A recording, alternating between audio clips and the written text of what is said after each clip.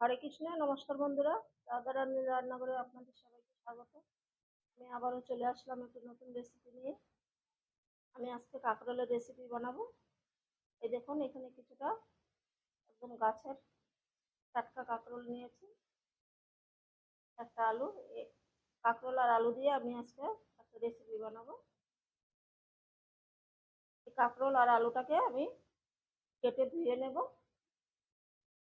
আর এদিকে কিছু মশলা নিয়েছি। এই দেখুন, বাদাম, চিনে বাদাম, আপনারা কাজু বাদামটাও ব্যবহার করতে পারবেন। চিনা বাদামটা আমি ভাজা নিয়েছি, কাঁচাটাও ব্যবহার করা যায়।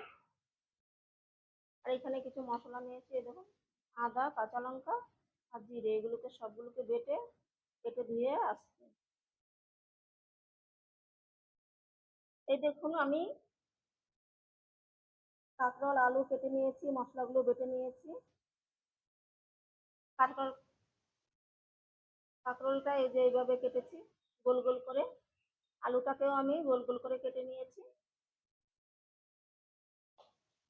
এখন আমি কাঁকরোলের মধ্যে নুন হলুদ মাখিয়ে নেব।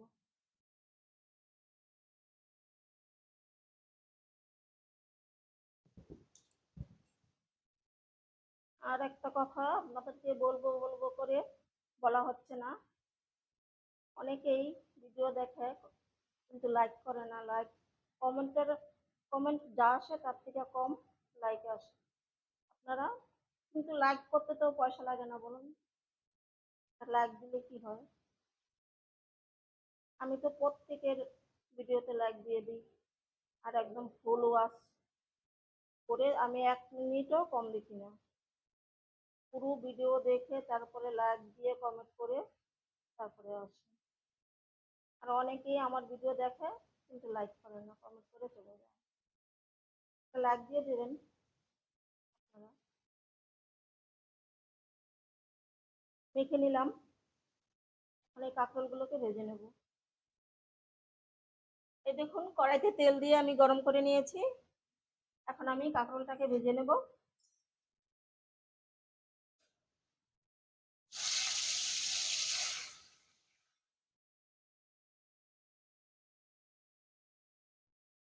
এই পিঠটা হয়ে গেলে তারপর উল্টে দিচ্ছি। এক পিঠ হয়ে গেছে, এখন উল্টে দিচ্ছি।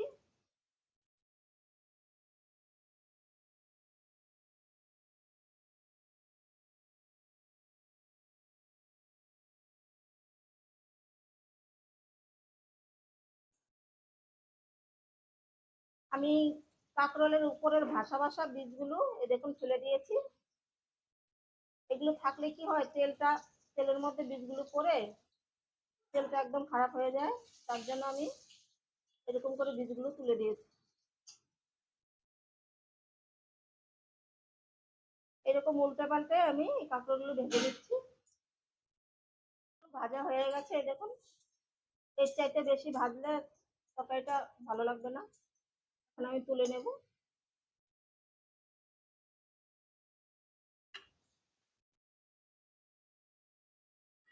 এই দেখুন, কাঁকরোলটাকে আমি ভেজে নিয়েছি।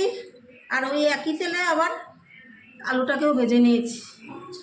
দুটো ভাজা হয়ে গেল। ওই তেলের মধ্যে আমি আরেকটু তেল দিয়ে দিয়েছি। দিয়ে দেব একটা শুকনো লঙ্কা, তেজপাতা, সাদা জিরে,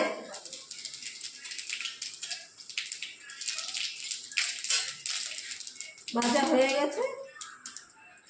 একটা টমেটো গ্রেট করে রেখেছিলাম, দিয়ে দিচ্ছি।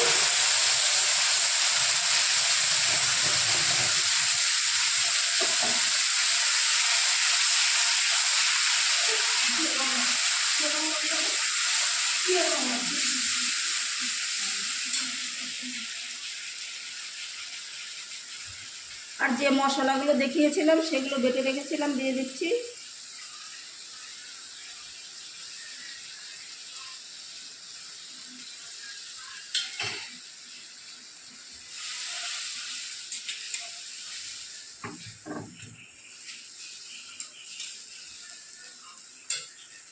এই যে বাদাম বাটাটা, সবগুলো মশলা আমি একসঙ্গেই কষিয়ে নেব।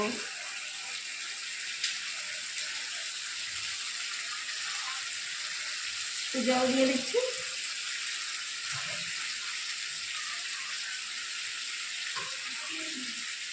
লবণ দিয়ে দেবো পরিমাণ মতন।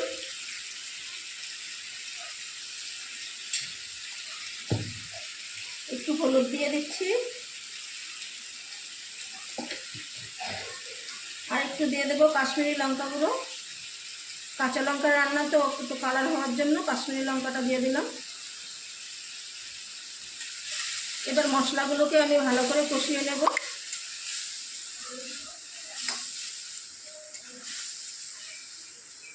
মশলাগুলোকে আমি ভালো করে কষিয়ে নিয়েছি। এই দেখুন শুকনো শুকনো হয়ে গেছে। এখন দিয়ে দেব আলুটা, কাঁকরোলটাও দিয়ে দেব, দিয়ে আর 2 মিনিট কষিয়ে নেব ভালো করে মশলার সঙ্গে।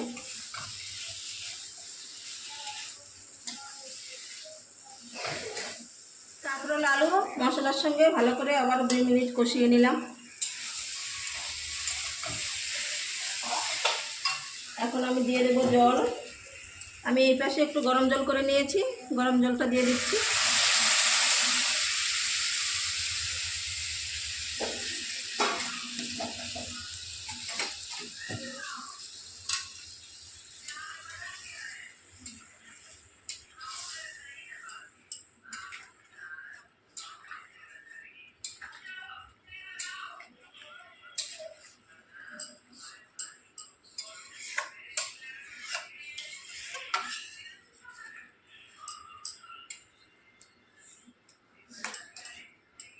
এবার আমি তরকারিটাকে 5-6 মিনিট রান্না করে নিচ্ছি।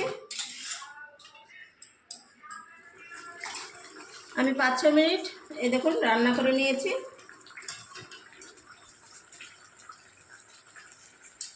এরকম মাখো মাখো হয়ে গেছে, আলুটাও সিদ্ধ হয়ে গেছে। দেখুন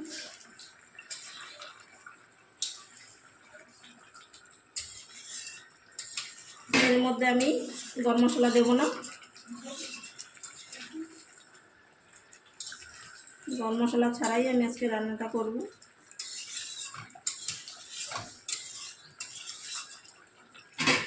এখন আমি নামিয়ে ফেলছি। তরকারিটা আমি নামিয়ে নিয়েছি।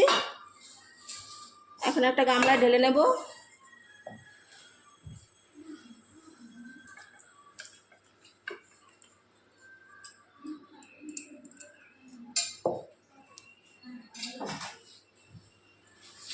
এই দেখুন গামলায় ঢেলে নিয়েছি।